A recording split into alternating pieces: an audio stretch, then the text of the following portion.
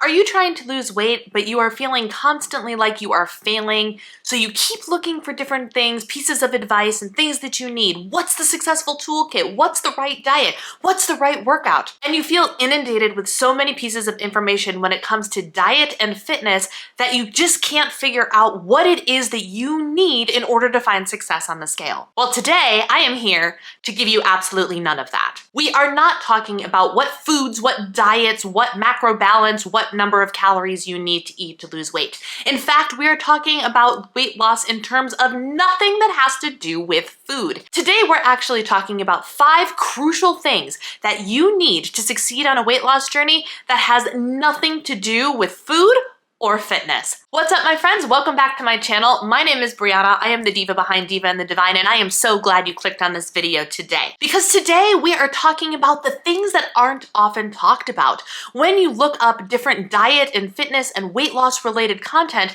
you find what exercises to do, what sort of diet you should be following, but nobody talks about the stuff behind the scenes, the stuff that happens up here and the stuff that has nothing to do with food. And that's what I want to talk with you about today. There are many creators out there, myself included, that talk about how many calories we eat, what are our macro balances, what exactly, let me walk you through a day of what I'm eating to lose weight. But there are so many other things that go into the entirety of the weight loss journey, the mindset, the experience, the essential ingredients that nobody talks about or we don't talk about often enough. And in my opinion, these things are as important, if not more important than how many calories you're eating, how much protein, and how many steps you get in a day. These are essential things that you need to succeed on a weight loss journey, starting with sleep. I know you're tired of hearing it. I absolutely understand. But Brianna, you've talked about me needing to get enough sleep before. Well, let me tell you something. How many of you like sleep? Raise your hands. Drop a comment down below with the little hand raising emoji. You think I'm kidding, but I'm not. How many of you enjoy sleeping? How many of you have a hard time getting up in the morning because you just want to stay cozy under the covers and get just another 20 minutes of shut-eye?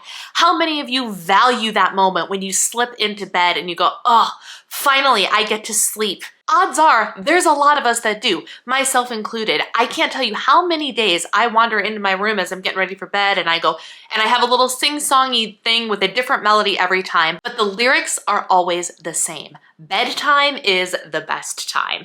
And my husband's like, really? Is bedtime the best time though? What about getting your coffee in the morning? What about spending time with me? And I was like, you know it's a joke, but really it's not a joke, right? Bedtime is the best time. There is something wonderful about sleep. And from a health and wellness perspective, everything about sleep is wonderful. Sleep is where the change happens. Sleep is where the body change happens, where the healing happens, where the rest happens, where the rejuvenation happens. If you don't get enough sleep, you are physically incapable of doing the things you need to do at the level you need to achieve them. Sure, for a day or two, lack of sleep doesn't seem like that big of a deal. And sometimes there are seasons of life when lack of sleep is just going to happen. It's going to be a part of it. But over time, you do see a decrease in your ability to accomplish things, including managing your weight. Getting enough sleep is an absolutely, completely essential part of a weight loss journey. It is where everything that our body needs to do happens. It's the part of the day where we end up burning the most fat and making the most body change. For an optimal weight loss journey, you should be getting at least, listen to me, I know you don't like it, at least 8 hours of sleep. Between 8 and 9 hours is like utterly optimal. I know that for a lot of you, you're like, whoa, that's impossible. I'm screwed. I'm sorry. The end. I'm throwing in the towel right now. You don't have to do that. Strive for getting at least 7. Optimally 8 to 9. There's always a good, better, best in every single situation. Good is getting those 7 hours of sleep. Better is getting 8 hours of sleep. Best is getting more than 8 hours of sleep. But sleep, in whatever amount you can get it, is absolutely essential. Thing number 2 that it is essential to a weight loss journey is a positive attitude, or at the very least, a neutral attitude. I'm going to be honest with you, and I know from firsthand experience, this roller coaster that you're on is just that. It is a roller coaster. There will be ups, there will be downs, and I'm not just talking about the scale, but it's very true for the scale. There will be ups, there will be downs. The scale will never consistently go down for you, I promise you that.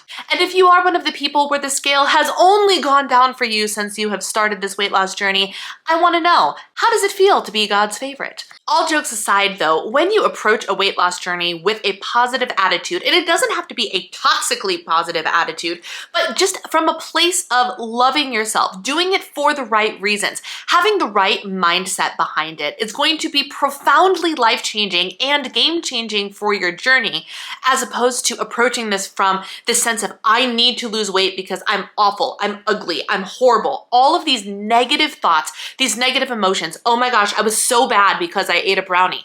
None of that mindset is going to work for you.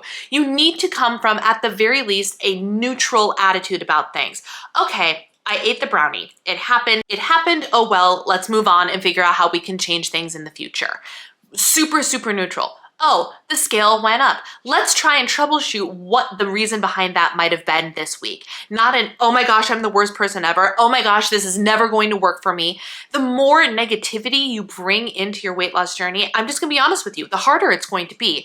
But when you approach things with at least a neutral, but mostly a positive attitude, faith in the process, trusting the process, knowing that deep down you are doing this for your health and thinking of all of the wonderful things that will happen as a result of these changes that you are making to your lifestyle. That kind of mindset is going to get you so much further than the negative one will. Thing number 3 that is essential, at least in my opinion, this one could be debatable. Let me know your thoughts in the comments below, but an essential ingredient to a weight loss journey is some form of self-care. I don't necessarily mean mani-pedis, facials, massages, although if you're like me, those are optimal choices for self-care, and sometimes those are the things that feel necessary. But self-care runs a whole range of different things, right? Self-care can be regularly getting your blood tested and going to the doctor to see how your numbers change throughout your health and weight loss journey. It could be making sure that as you get started, you understand what your blood sugar, your A1C, your cholesterol, and your lipid panel look like.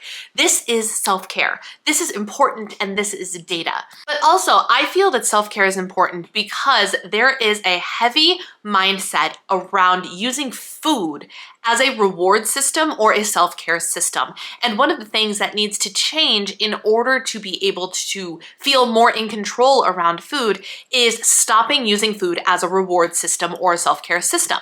And the easiest way to change a habit is not to eliminate the habit completely, but to change what the habit is. Replace it with something else. So for example, if your self-care is, oh my gosh, I had a stressful day, therefore I'm going to eat a pint of Ben & Jerry's. For all habits, there is a trigger that causes you to perform an action. And then you have your desired result. The trigger is the stressful day, the action is the pint of Ben & Jerry's, and the result is for a moment you feel comforted by that ice creamy deliciousness. So instead of saying, I'm just not going to soothe my stressful day so I feel that comfort when I'm done, what you gotta do is change the action. So instead of Ben & Jerry's, what is an item of self-care you can put in place of Ben & Jerry's, or insert your food vice here, right? Maybe it's a long bubble bath with no kids and scented candles and a book that you've been loving. Maybe some sparkling water in a wine glass with a dash of lemon juice or something in there to make it feel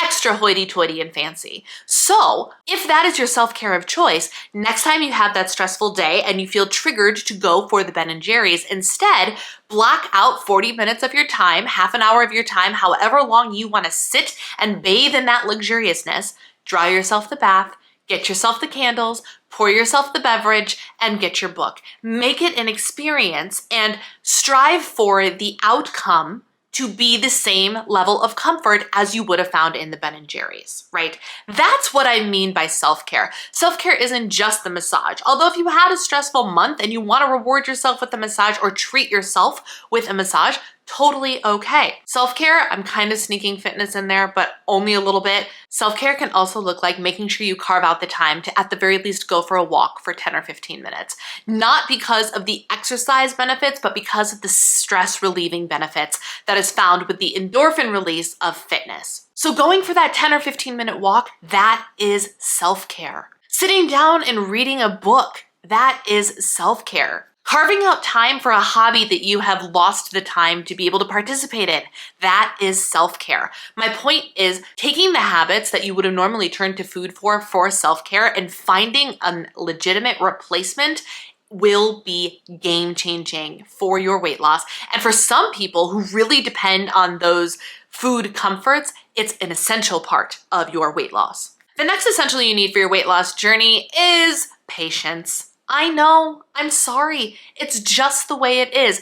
This journey is never, ever, ever going to go as quickly or as smoothly as you want it to go. It is absolutely essential that from the very beginning, or if you're knee deep in it and you're years in it now like I am, right now, in this moment, I want you to promise me that you're going to be patient. Breathe in. Breathe out the frustration of things taking longer than they should. Breathe out the proposed timeline and breathe in, okay, we're just gonna trust the process and it's going to happen in its due course. I know it sucks. I know. No, I don't want to hear it either. I really don't. But I am telling myself this as much as I am telling it to you. You need to have patience in this journey. Because if you come from a place of patience, if you come from a place of trusting the process and knowing that as long as you are taking the steps, the results will come in due course, you're going to be fine. You're gonna be fine. It takes that pressure off of things. It takes the weight of everything of, oh my gosh, if I don't get this done in 5 weeks, if I don't get this done by our next vacation, if I don't get this done by summer, get rid of that. Let it go, because you're gonna feel so much freer and you're gonna feel so much happier, and it's gonna take so much of the stress off. It is absolutely essential that you have patience with yourself and your results in this journey. And finally, the last essential ingredient, and perhaps the most important, the most essential of all essential ingredients that is required to reach any goal, but especially a weight loss journey, is consistency. I know you hate to hear it. I know that everything in moderation is something that I preach regularly, and yes, it's true. You can have what you want, you just can't have everything you want all of the time in the quantities that you want. At the end of the day, consistency in the habits necessary to achieve weight loss is what's going to get you there. It's what's going to get you there. Am I saying that you need to be consistent 100% of the time? No, that's perfection, and perfection is a myth and will never ever happen. So you can let that go right now. An optimal ratio for you to strive towards is the 80-20 rule, the good old 80-20 rule. If you can achieve consistency with your goals 80% of the time, you are going to see more results than if you regularly strive for 100% and fall short. Oftentimes when we are striving for 100% consistency, the result ends up being burnout, and then we go from 100% consistency to 0% consistency, which completely derails all of our efforts, right? If you go for 80% consistency, what does that look like? That means there are 6 days in a 31-day month that you can miss the mark on your calories. That means that there's 6 days of 10,000 steps that you don't have to reach. That means there's 6 days of missing out on your gallon of water. I'm throwing my desired ideal habits in there, whatever your goals are for you. If it's 5,000 steps, if it's 12,000 steps, if it's 64 ounces of water versus 100 ounces of water, if it's 140 grams of protein or 100 grams of protein, whatever your goals are, strive for 80% consistency, and you are much more likely to see results than if you strive for perfection and burn out.